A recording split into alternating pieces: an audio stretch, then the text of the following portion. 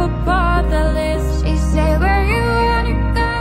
How much you wanna risk? I'm not looking for somebody with some superhuman gift, some super... Metode penelitian adalah salah satu bidang kajian yang harus dipahami dengan baik agar kita bisa berpikir dengan baik. Nah, apa itu metode penelitian? Metode adalah cara, sedangkan penelitian berasal dari kata dasar teliti. Teliti adalah salah satu sifat atau karakter yang harus dimiliki oleh seorang sarjana atau calon sarjana. Bagi mahasiswa-mahasiswi teologi Kristen, apa yang di-research harus sesuai dengan firman. Dan jangan lupa untuk tetap rendah hati dalam meresearch atau dalam penelitian. Di dalam ilmu teologi pun ada beragam penelitian, antara lain yang pertama penelitian biblika, yang kedua penelitian sistematika, yang ketiga penelitian historika, yang keempat penelitian pastoral atau terapan, yang kelima penelitian kontekstual, yang keenam adalah penelitian lingkar pastoral. Nah, karena penulisan karya ilmiah adalah penulisan yang harus bersifat ilmiah, maka kita perlu untuk memahami hal-hal apa saja yang ada di dalam penelitian. Ada yang namanya dasolen, dasein, dan juga gap. Apa itu dasolen, apa itu dasein, dan apa itu gap?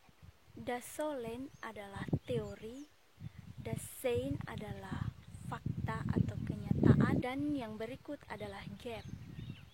Gap dalam KBBI diartikan sebagai jurang pemisah atau celah. Di dalam penelitian, gap diartikan sebagai kesenjangan antara harapan dan kenyataan, atau kesenjangan antara dasolen dan dasein.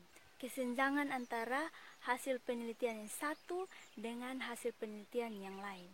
Juga kesenjangan antara teori yang satu dengan teori yang lain.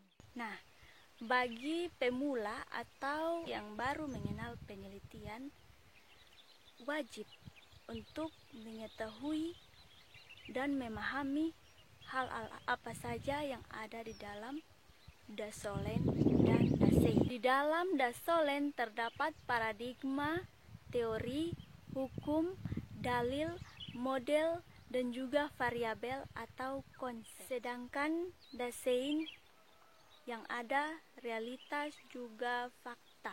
Apa yang dimaksud dengan paradigma, teori, hukum, dalil, model, dan variabel dalam dasolen? Paradigma adalah cara pandang orang terhadap diri dan lingkungannya yang akan mempengaruhinya dalam berpikir, bersikap, dan bertingkah laku. Lalu teori adalah serangkaian bagian atau variabel, definisi, dan dalil yang saling berhubungan yang menghadirkan sebuah pandangan sistematis mengenai fenomena dengan menentukan hubungan antar variabel dengan maksud menjelaskan fenomena alamiah. Hukum adalah peraturan berupa sanksi dan norma yang memang sengaja dibuat dengan tujuan mengatur tingkah laku manusia, lalu menjaga ketertiban, keadilan, dan juga mencegah terjadinya kekacauan. Yang berikut adalah dalil.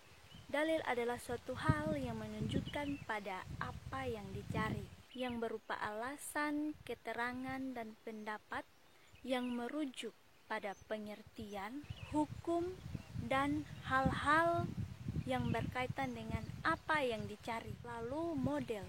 Model adalah rencana, representasi, atau deskripsi yang menjelaskan suatu objek, sistem, atau konsep yang seringkali berupa penyederhanaan atau idealisasi. Yang terakhir adalah variabel. Variabel adalah objek penelitian atau apa yang menjadi fokus di dalam suatu penelitian.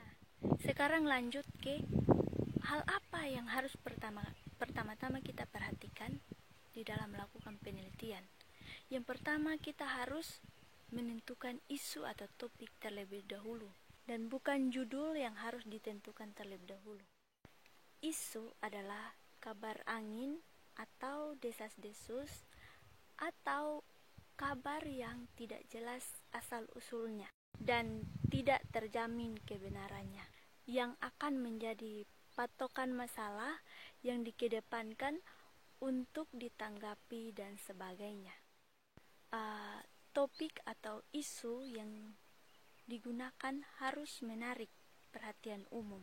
Lalu melakukan penjelajahan literatur untuk menemukan informasi tentang topik yang diteliti. Di dalam penelitian juga ada yang namanya investigasi, yaitu penyelidikan dengan mencatat atau merekam fakta, lalu melakukan peninjauan, percobaan, dan sebagainya, dengan tujuan memperoleh jawaban atas pertanyaan tentang peristiwa, sifat atau khasiat suatu zat, dan sebagainya. Lalu ada juga validasi, yaitu pendekatan penelitian yang bertujuan untuk mendapatkan kebenaran. Di dalam penelitian ada yang namanya merumuskan masalah, menunjukkan bahwa inilah yang akan diteliti, ini masalahnya,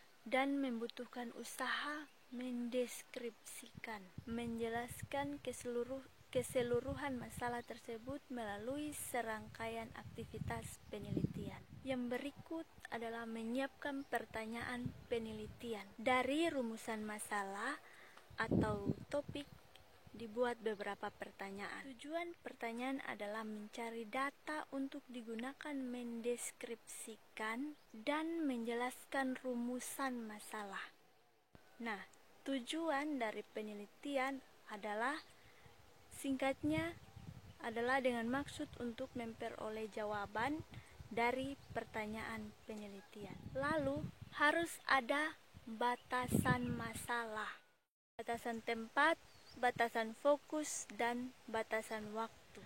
Apa saja manfaat dari penelitian? Yang ada adalah manfaat praktis, manfaat metodologis, dan manfaat teoritis.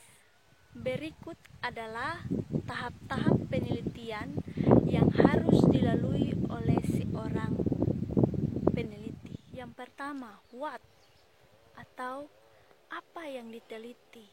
Bagian ini saudara-saudari harus melakukan penjelajahan literatur untuk mengumpulkan informasi topik yang diteliti.